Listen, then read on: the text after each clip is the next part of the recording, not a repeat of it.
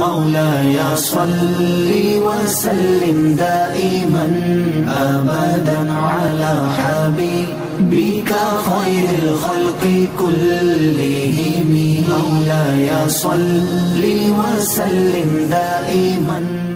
نحمده ونصلي على رسوله الكريم أما بعد أعوذ بالله من الشيطان الرجيم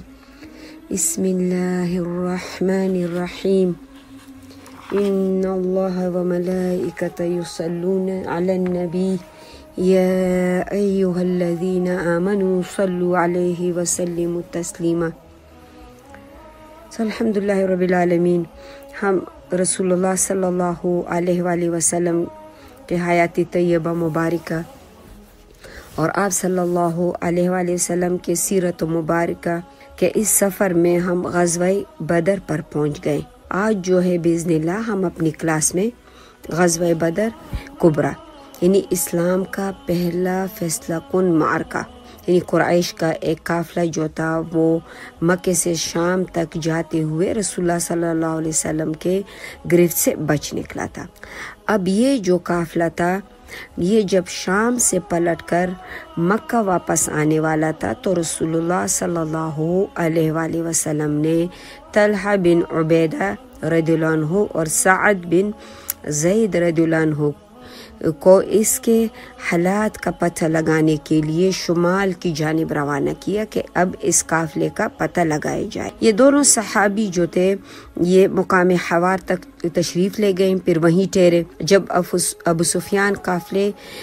کا قافلہ جو ہے لے کر وہاں سے گزرا تو یہ نہایت تیزی کے ساتھ پلٹے اور رسول اللہ صلی اللہ علیہ وآلہ وسلم کو اس کے بارے میں اطلاع کر دی. اب یہ جو قافلہ تھا اس میں مکے والوں کی بہت بڑی دولت تھی اور اس کو غزوہ فرقان بھی کہا جاتا ہے. مکے والے کے کسی گھر کے کہتے ہیں کہ کوئی افراد نہیں تھا جس نے اس قافلے میں جو ابو سفیان لے کے جا رہا تھا اور ٹوٹل 40 لوگ اس کے ساتھ تھے کہ انہوں نے اس میں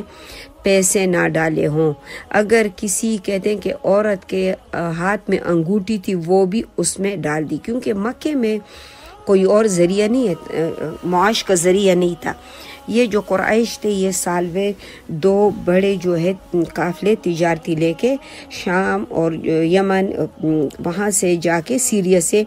اور وہاں سے چیزیں لا کر اور پھر مکے میں بیچ دیتے اور یہ ان کا جو ہے روزگار تھا. اسی طریقے سے مطلب وہاں پہ کام چلتا تھا اور تو وہاں پہ نہ کوئی باغات ہے نہ کوئی ایگریکلچر تھی جس سے یہ لوگ فائدہ اٹھا سکتے. لیکن رسول اللہ صلی اللہ علیہ وسلم کے جیسے ہم نے پچھلے واقعات میں سنا کہ جب آپ صلی اللہ علیہ وآلہ وسلم نے بحکم الہی اور اصحاب نبی صلی اللہ علیہ وسلم مسلمانوں نے ہجرت کی. اب ہجرت جو تھی فرض عین ہو گئی مسلمانوں پر کہ وہ مکہ کو چھوڑ کر یعنی وہاں سے نکل جائیں اور مسلمانوں کو اللہ رب العالمین نے ایک محفوظ ٹھکانہ جو ہے وہ مدینہ طیبہ کا عطا کیا. اب مدینہ طیبہ میں آ کر یہ کفار جو تھے آرام سے نہیں بیٹھ رہے تھے. اب یہ مسلمانوں کو مدینہ طیبہ میں چین سے نہیں سونے دے رہے تھے. یہی وجہ تھی کہ رسول اللہ صلی اللہ علیہ وسلم نے عبداللہ ابن جحش رضی اللہ عنہ کو بھیجا تھا کہ جس وقت یہ اس قافلے کی تیاری کر رہے تھے کہ ایک بہت بڑی جو تھی ان کا قافلہ جا رہا ہے اور ایک بہت بڑا منصوبہ ہے ان کا، اس کے بارے میں حالات لے آئیں. لیکن اس واقعے کو بہت اچھی طرح سمجھنا ہے، خاص کر جس ملکوں میں ہم رہتے ہیں ان لوگوں کو تو اور بھی زیادہ اچھی طرح سمجھنا ہے کیونکہ یہاں پر علیہ باللہ استغفر اللہ جو ہے یہ لوگ رسول اللہ صلی اللہ علیہ وسلم کے بارے میں کہتے ہیں کہ یہ تو ایک ہائی وے رابری تھی کہ آپ صلی اللہ علیہ وسلم نکلے ہیں اور ابو سفیان جو ہیں اس کے قافلے کو جو ہے روکنے کے لیے اور اسے سامان چھیننے کے لیے نکلے ہیں.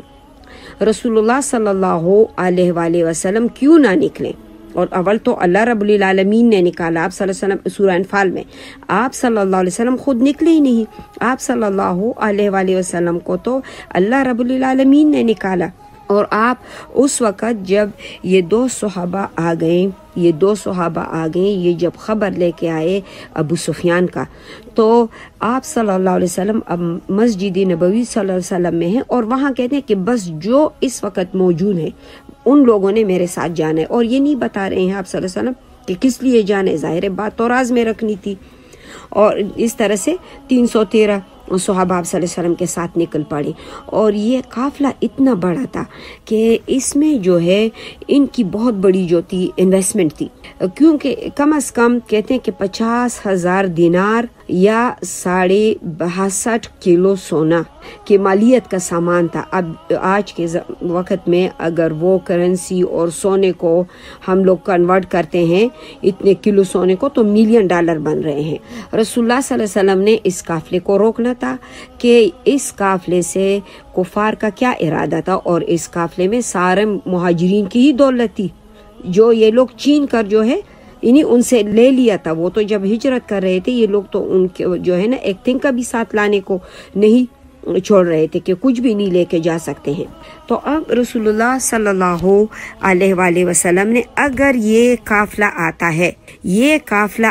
ہے اور یہ سارا سامان مکے والوں کے پاس آ جاتا ہے، تو اب مکے کی معیشت اتنی اونچی ہوگی کہ وہ سارے اطراف کے قبائلوں کو خرید کر مدینہ طیبہ پہ حملہ کریں گے، جیسے ان کا ارادہ تھا، اور یہی چیز تو ان کو بدر میں کھینچ کر لے آئی تھی جیسے ان کا ارادہ تھا۔ تو اسی چیز کے خاطر یہ ایک زبردست پلان کے مطابق جو ہے نا، ان کی پلاننگ بھی ایک زبردست تھی کہ ایک دفعہ خوب کمائی ہو جائے تاکہ ہم جو ہے فائنینشلی خود کو مضبوط کریں، اور رسول اللہ صلی اللہ علیہ وسلم چاہتے تھے کہ یہ سب کچھ حاصل کر کے ہم مدینہ منورہ کی معیشت کو مضبوط کریں تاکہ کفار جو ہے اس سے ہم اپنی حفاظت کر سکیں۔ اور اللہ رب العالمین نے اپنے نبی کو نکالا۔ آپ صلی اللہ علیہ وآلہ وسلم جو بھی کام آپ نے کیا ہے، ہر ایک کام حکم الہی کے مطابق کیا ہے۔ اب اہل مدینہ جو تھے، اب یہ مدینہ میں جو لوگ تھے، یہ بھی اتنی بڑی تعداد تو لوگوں کی نہیں تھی، لیکن اب مسلمانوں کے اندر رسول اللہ صلی اللہ علیہ وسلم نے مسلمانوں کے اندر اعلان فرمایا کہ قافلہ جو ہے ایک دولت کے ساتھ چلا آ رہا ہے، تو نکل جائیں۔ اب بطور غنیمت جو ہے، یعنی اللہ تعالیٰ کا حکم تھا کہ یعنی وہ تمہارے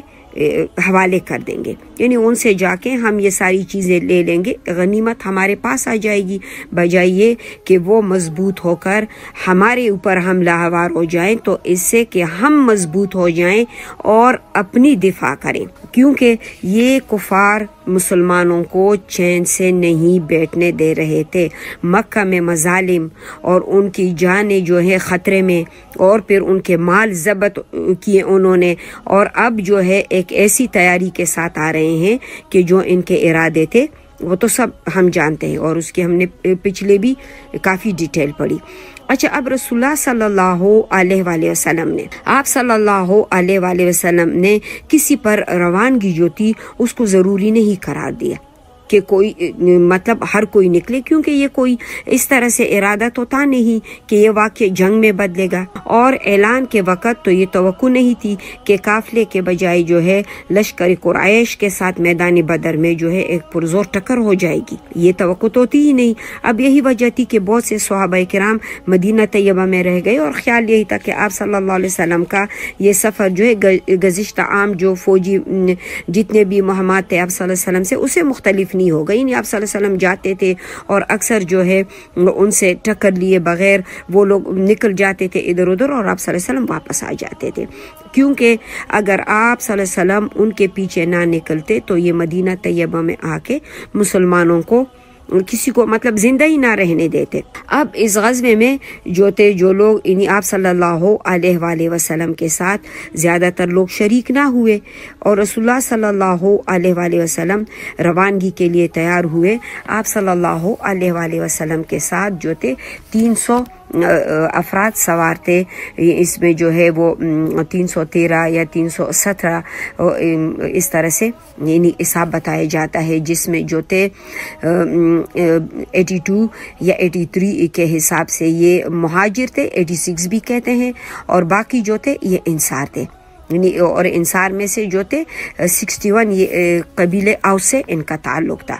اور 170 جو تھے یہ قبیلے خزرج سے تھے۔ اب یہ لشکر جو ہے تیار ہو گئی اور اس کی مکمل تیاری ہو گئی، چنانچہ پورے لشکر میں صرف 2 گھوڑے تھے، ایک زبیر بن عوام رضی اللہ عنہ کے ساتھ اور دوسرا جو گھوڑا تھا مقداد بن اسود رضی اللہ عنہ کے پاس، اور 70 اونٹ تھے جن میں سے ہر ایک اونٹ پر 2 یا 3 آدمی بار بار جو ہے وہ سواری کرتے تھے، اور ایک اونٹ جو ہے رسول اللہ صلی اللہ علیہ وآلہ وسلم کے لیے حضرت علی رضی اللہ عنہ اور حضرت مرثد بن ابی مرثد رضی اللہ عنہ کے حصے میں آیا تھا۔ اب یہ تینوں حضرات اس پر باری باری سواری کرتے تھے۔ مولاي صل